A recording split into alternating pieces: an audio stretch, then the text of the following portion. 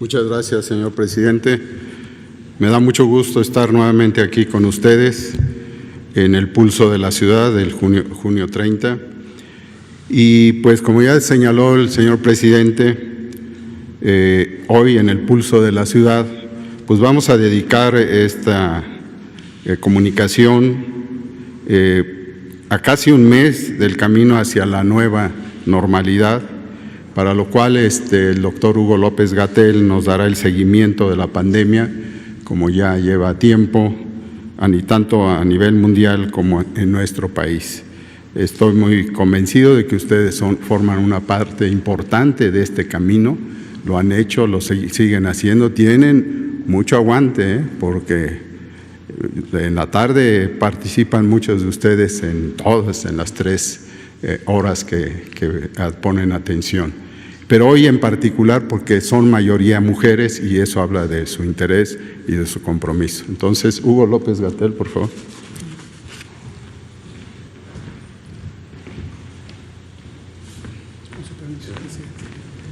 Con su permiso, señor presidente, secretario, muy buenos días, compañeros directores. Muy buenos días tengan todas y todos ustedes.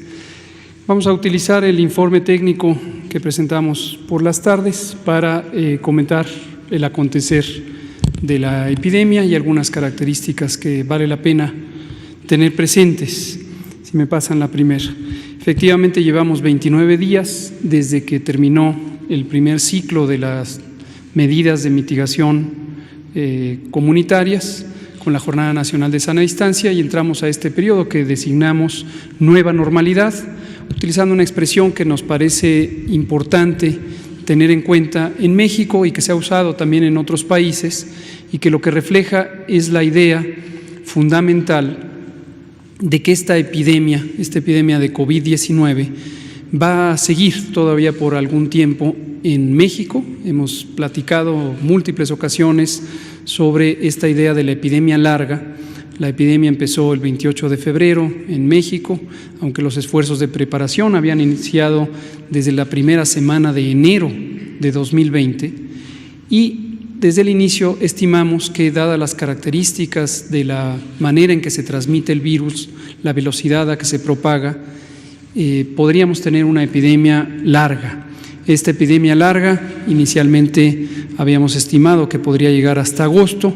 Posteriormente, con las predicciones matemáticas, se identificó que podría estar llegando hasta octubre. Esto no quiere decir que la intensidad de la epidemia va a ser igual en todo el territorio, sino que, como también hemos comentado en varias ocasiones, la epidemia se presenta en forma de parches, en forma de zonas.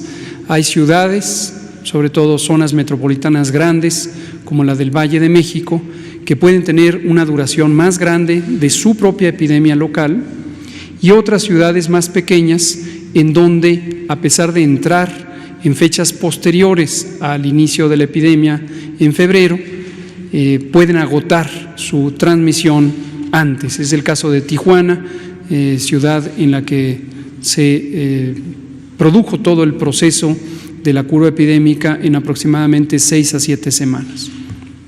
Algunas ciudades grandes, como es el caso de Guadalajara y de Monterrey, que son la segunda y tercera metrópolis más grandes del país, pueden extender también su periodo de transmisión posiblemente hasta septiembre o incluso octubre.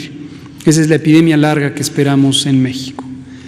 Y posteriormente, como también hemos comentado, existe la posibilidad, no es algo que esté completamente cierto, pero existe una importante sospecha de que así podría ser, que cuando llegue el otoño y el invierno, empezando desde octubre, junto con la influenza, enfermedad infecciosa causada por otro virus que causa los síntomas parecidos a los de COVID, podría sumarse COVID también durante la temporada de influenza. La temporada de influenza va de octubre hasta marzo del siguiente año. Y existe esta sospecha de que COVID podría repuntar. En la medida en que esto esté ocurriendo y ocurra en todos los países del mundo han sido afectados por el COVID, existe siempre la posibilidad de que de un país a otro o a otro o a otro se vuelva a propagar el virus hacia una población que posiblemente ya haya salido de la epidemia. ¿Cuánto tiempo en total va a durar todo esto? No se puede precisar, pero algunas conjeturas científicas apuntan a que esto podría durar varios años, posiblemente 2 o 3 años, durante todo el proceso en que esté en forma asincrónica, en desfase de tiempo, presentándose la epidemia en el mundo. Dada esa realidad, la nueva normalidad lo que implica es vivir en una situación en donde no podemos eliminar un riesgo de manera absoluta, no lo podemos eliminar del planeta, pero sí podemos integrarnos a vivir en sociedad en las actividades que son indispensables para la vida humana en todos los países, haciéndolo de una manera que nos permita disminuir esos riesgos. Y en la disminución de esos riesgos hay cambios de prácticas de vida diaria que nos permiten disminuir la probabilidad de ser contagiadas y contagiados. Algunos de los elementos importantes están en la sana distancia, mantenernos a distancia física unos de otros, específicamente no estar cara a cara a una distancia menor de 2 metros o 1,5 metros máximo. No podemos estar tan cercanos porque la forma de transmisión de este virus es a través de las gotas y gotas pequeñas y aerosoles respiratorios que todos y todas producimos al hablar, al gritar, al cantar, al toser, al estornudar. Esa es una medida muy importante. Y la segunda muy importante es el lavado continuo de manos.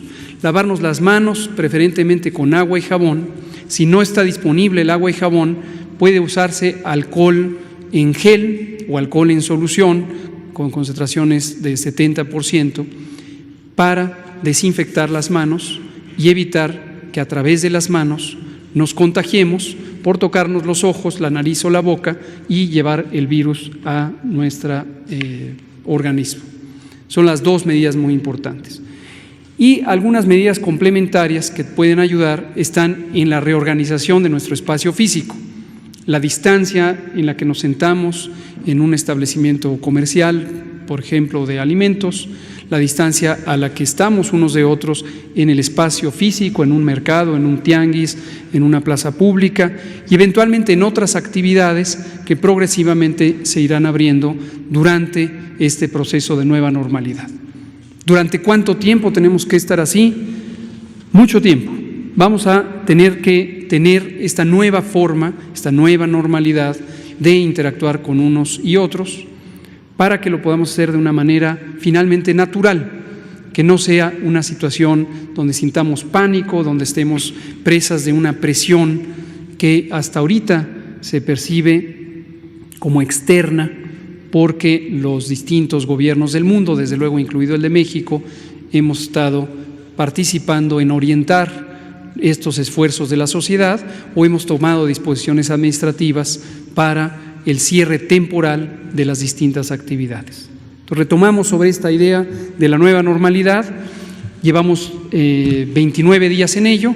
Y en México, recordamos, lo hemos hecho a través de un sistema de semáforos. Semáforo lo que quiere decir es que tenemos unos indicadores de colores semejantes al semáforo del tránsito, solo que con 4 colores, que podemos ver en la siguiente diapositiva y que nos permiten ver en cada entidad federativa, en cada estado, cuál es la intensidad de la transmisión de la epidemia, cuál es la capacidad de atención en los hospitales que hay en cada estado, cuál es la velocidad a la que se están ocupando los hospitales y cuál es el porcentaje de personas que, teniendo los síntomas de COVID, se identifica que realmente están infectados por el virus que lo causa y no por otras infecciones respiratorias que también existen, han existido y seguirán existiendo por siempre. Vemos en la diapositiva cómo estamos en esta semana. Tenemos 18 estados en anaranjado, esto es el riesgo alto, y 14 que están en el riesgo máximo del que hemos partido. Es el riesgo que se había identificado durante la jornada de sana distancia para todo el país. Entonces, los que pasaron ya a anaranjado es porque están teniendo una buena reserva hospitalaria. No perder de vista que logramos expandir la capacidad de atención de un sistema de salud originalmente muy limitado y que sigue siendo muy limitado, y tendremos que seguir trabajando, y así lo haremos, para expandir la posibilidad de que nuestro sistema de salud dé cabida a todas y todos en todos sus padecimientos. Eso va a ser un proceso que vamos a seguir a lo largo de los siguientes años, pero ahorita, para atender la epidemia de COVID, hicimos una serie de cambios muy intensivos para expandir la capacidad hospitalaria. Los hospitales que fueron designados COVID para la atención específica de personas con infección respiratoria aguda grave, empezamos con 645 hospitales el 24 de abril, y después de varias semanas transcurridas durante marzo, en donde estuvimos preparando los planes para esta reconversión, arrancamos la reconversión en abril, más o menos en las primeras pocas semanas de la fase 3, y hoy tenemos casi 900 hospitales COVID. Tenemos 899 hospitales COVID, habiendo partido de 645 hospitales COVID. Esto ha sido un esfuerzo enorme, y agradecemos a todos los miembros del personal de salud, no solamente enfermeras, enfermeros, médicas, médicos que directamente trabajan en la atención de pacientes, sino también todos los equipos administrativos y de apoyo que han permitido en todas las instituciones del sector salud, incluidas las civiles y las militares, expandir esta capacidad hospitalaria. Y el resultado neto es el objetivo que hemos buscado desde el inicio. No hemos tenido una situación extrema en donde cualquiera de los estados de la República haya personas que no se pueden atender porque no hay una cama disponible. Y cuando decimos cama, es no solamente la cama física en el hospital, sino el personal de salud especializado, los equipos técnicos, los materiales, los ventiladores y desde luego todos los insumos necesarios para la correcta atención de los pacientes. Hemos logrado tener esos espacios, y conforme la epidemia transcurrió, hemos ido expandiendo capacidades. Y lo que vemos hoy es que empiezan a desocuparse hospitales en algunas zonas, en particular aquí en el Valle de México empiezan a tener ya camas disponibles algunos hospitales. Vamos a ver en la siguiente diapositiva ya los números. Bueno, este es un recordatorio, vamos a pasarlo muy rápido, de las distintas actividades que se pueden tener de acuerdo a los colores, de acuerdo a los niveles de riesgo. Vemos algunos ejemplos, no pretende ser una lista de todos los elementos que se tienen que considerar, pero son algunos de los ejemplos. La actividad turística en hoteles estaba limitada a 25% de aforo en los estados que están en rojo o que estaban en rojo. Los que persisten en rojo, no ocuparlos más de la cuarta parte. En cambio, en naranja ya pueden ocuparse al 50%. Los servicios de alimentación, los alimentos preparados, restaurantes, cafeterías, etcétera, que no estén más que con servicio a domicilio en el semáforo rojo y que pueden pasar al 50% de su ocupación durante el semáforo naranja. Otros servicios a las personas, como los servicios de peluquería, estéticas, barberías, etcétera, cerrados durante rojo, con servicio a domicilio posiblemente, y 50% preferentemente con citas para evitar conglomeraciones durante el semáforo naranja. Los parques son un elemento importante, que están representados ahí del lado izquierdo abajo. Los parques son un elemento de esparcimiento, de la posibilidad de hacer actividad física, exponernos a la luz solar, disfrutar un espacio de la naturaleza al interior de zonas urbanas, y es importante también para el estado de ánimo y el estado mental incluso. Entonces, desde el semáforo rojo ya se había considerado que estén con ocupación, pero quizá limitada al 25% de lo que habitualmente se usan, y se empiezan a expandir estos usos en semáforo naranja. Pero una cosa muy importante, El parque es un espacio público en donde podría haber conglomeraciones. Y aquí lo que pedimos es a la población tener conciencia de esto. Si usted sale al parque, sale a un espacio público, procure hacerlo en forma individual o en grupos familiares muy pequeños para que no haya contagios. Todo momento, cuando haya personas en la vía pública, puede haber contagios si provienen de grupos familiares o sociales diversos que no se habían encontrado. Puede ser que se encuentren y alguno de ellos esté contagiado y le transmita a los demás. Entonces simplemente hay que mantenernos a sana distancia y no agruparnos. Los comercios de alimentos, tianguis, mercados sobre ruedas, supermercados, etcétera, son actividades esenciales, si no, no podríamos alimentarnos, y hemos mantenido abiertos con aforos limitados al 50% durante el semáforo rojo y empiezan a abrirse progresivamente. También procurar que estén físicamente distanciadas las personas. Actividades deportivas profesionales permanecen sin público, tanto en semáforo rojo como naranja, y en la siguiente diapositiva vemos los otros ejemplos. Tenemos los gimnasios, permanecen cerrados durante el semáforo rojo, empiezan a abrirse con aforos al 50% en semáforo naranja y preferentemente todas estas actividades que se pueden programar con citas, hacerlo así para evitar conglomeraciones. Cines, teatros, espacios de esparcimiento o de desarrollo cultural permanecen cerrados en rojo, 25% de ocupación en semáforo naranja, y procurar que sea a distancia, que no estén las personas congregadas en ese espacio, porque por el tiempo de estancia, 1 a 2 horas, hay una alta probabilidad de contagio. Si se disponen separados, alternando la ocupación de las butacas, pues eso disminuye el riesgo. Igualmente, los centros comerciales, preferir mantener cerradas las áreas comunes en forma absoluta durante el semáforo rojo, 25% de ocupación en semáforo naranja. Iglesias, mezquitas, sinagogas, templos de culto, también cerrados en rojo con ocupación de 25% en naranja. Y lo último, sitios de espectáculos masivos, estamos hablando de más de 1,000 personas, hasta cantidades grandes, 30,000, 40,000, definitivamente cerrados todavía durante los semáforos rojo y naranja, lo mismo que bares, centros nocturnos y otros sitios de congregación y esparcimiento. Vamos a ver los números ahora sí.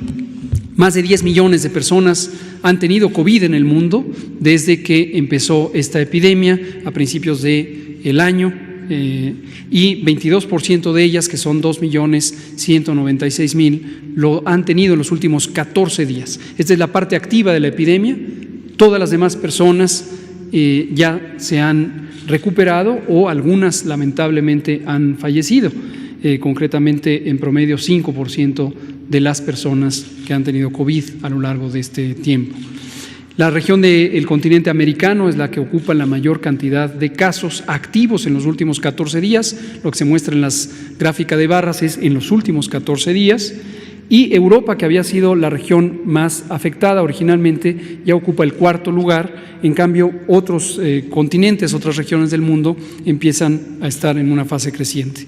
En México, desde que empezó la epidemia, el 28 de febrero, hemos tenido 220.657 personas afectadas y 23.389 han sido enfermas en los últimos 14 días. Nuevamente son la parte activa de la epidemia y todas las demás personas, casi 200.000, han estado ya o recuperadas y ya no son contagiantes. Muy desafortunadamente, 27.121 personas han perdido la vida por el COVID, y esto ha sido consecuencia de la propia enfermedad. La enfermedad puede causar neumonía grave y afectar la capacidad de oxigenar el organismo, y eso tiene consecuencias sobre los otros órganos y el COVID puede hacer perder la vida de las personas. Pero insistimos, muy afortunadamente las muertes no han ocurrido porque las personas no tengan dónde hospitalizarse. Una preocupación, sin embargo, es que las personas tarden demasiado en llegar a la hospitalización, y pedimos nuevamente tomar en cuenta este mensaje, que cuando empiecen los síntomas de COVID, fiebre, tos, dolor de garganta, dolor de cabeza, enrojecimiento de los ojos, dolor muscular, diarrea a veces, cuando se presenten estas características y se trata de una persona mayor de 60 años que tiene enfermedades crónicas como hipertensión, diabetes, obesidad, tabaquismo u otras causas de inmunosupresión, que acudan lo más pronto posible al hospital, porque cuanto más temprana sea la atención, mayores posibilidades hay de que la enfermedad no cause un daño letal. Vámonos más rápido, vamos a ver algunas estadísticas. En la siguiente diapositiva vemos que casi 173 personas por cada 100,000 en el país han tenido COVID desde que empezó la epidemia. Estos son los 221,000 personas, y en los últimos 14 días 23,389 lo han tenido. Lo que vemos en la gráfica es por distinta entidad federativa, por distintos estados, cómo se ha distribuido la enfermedad en los últimos 14 días, y en las dos barras de colores, rojo y amarillo, se ven las personas que tienen la enfermedad y han sido confirmadas en rojo, y las personas que tienen los síntomas de enfermedad y son contabilizadas e identificadas como parte de la vigilancia, aun cuando todavía no esté el resultado de laboratorio. En la siguiente vemos las muy lamentables defunciones, cómo han seguido este incremento, este ascenso, este cambio, donde cada día hemos tenido más y más. Hemos tenido en el día más afectado un poco menos de 600 defunciones. No hemos llegado a ese punto crítico de 600 defunciones, aún en los días más intensos. Cada una de estas defunciones es lamentable, aunque solo fuera una. Eso es muy lamentable, y han tenido esta progresión hasta llegar a un poco menos de 600 por día, en algunos días, sobre todo durante el mes de junio. Por entidad federativa lo vemos, no ha cambiado mucho la distribución. El Valle de México ha sido la zona más afectada por razones bastante obvias. El Valle de México ocupa casi la cuarta parte de la población de todo el país, y por eso es también la zona donde ha habido más casos y más defunciones. En la siguiente diapositiva, aquí lo que vemos es cómo ha cambiado la cantidad de casos de acuerdo a la fecha en que han ocurrido los síntomas. En general, una persona que hoy tiene los síntomas no está inmediatamente en atención. Esto puede tardar un día, 2, 3 o 4 o un poco más días. Y reiteramos, muy importante, que las personas que tienen alta probabilidad de complicarse no esperen, que acudan a atención en las unidades de salud que están disponibles y con espacios para ser atendidas. Vámonos a la siguiente. Aquí vemos un poco un detalle de la distribución por institución de atención. Todas las instituciones del sector salud, insistimos, están disponibles y han estado disponibles para atender a personas con COVID. La siguiente lo que nos muestra es cómo ha ido cambiando el número de casos, y aquí en general esta gráfica puede causar desde luego una sensación de que la epidemia es interminable. La epidemia ha sido larga, ya lo dijimos una y otra vez. Llevamos 3 meses netos desde el inicio de la epidemia y estamos llegando a un punto de desaceleración. Esto lo mostramos gráficamente el domingo pasado. Empezamos teniendo un cambio en el número diario de casos, que era 30% de lo que teníamos en el día anterior. Los casos de hoy, 30% de los de ayer. Eso cuando empezó la epidemia en el mes de febrero. Después subía 10%, después subía 5% y ahorita está subiendo menos de 2%. ¿Qué quiere decir 2%? Por supuesto es 2% de un número cada vez más grande, y el número absoluto de casos es cada vez más grande. No hay duda alguna que la epidemia en ese sentido ha seguido aumentando. Pero un dato muy importante es que la velocidad a la que lo hace es cada vez menor. Y si hoy tenemos menos de 2%, luego vamos a tener 1%, luego menos de 1%, hasta que vamos a llegar en las próximas pocas semanas a 0 de crecimiento. ¿Eso quiere decir que se acabó la epidemia? No. Eso lo único que quiere decir es que llegamos ya a una parte de la epidemia en donde el resto va a ser que disminuya y disminuya y disminuya. Pero recuerdo a todas y todos lo que también hemos dicho: sí y solo sí sí y solo si logramos mantener esta nueva normalidad con las medidas de reducción del riesgo de contagios. Es muy importante. Si no lo logramos, como sociedad tenemos la posibilidad, y esto ha ocurrido en otros países, de que repunte la epidemia. Por eso es importante no relajar las medidas, empezar a recuperar las actividades públicas. No se pueden detener para siempre porque causan importantes afectaciones a la sociedad. Tenemos que recuperar nuestra vida pública, pero hacerlo de una forma ordenada, cuidadosa, cuidándonos cada uno de nosotros, cuidando a nuestros familiares, cuidando a nuestra comunidad. En la siguiente vemos una muy buena noticia. COVID es una enfermedad que puede causar la muerte, cierto, pero no todas las personas, y lejos está de ser la mayoría de personas, fallecen.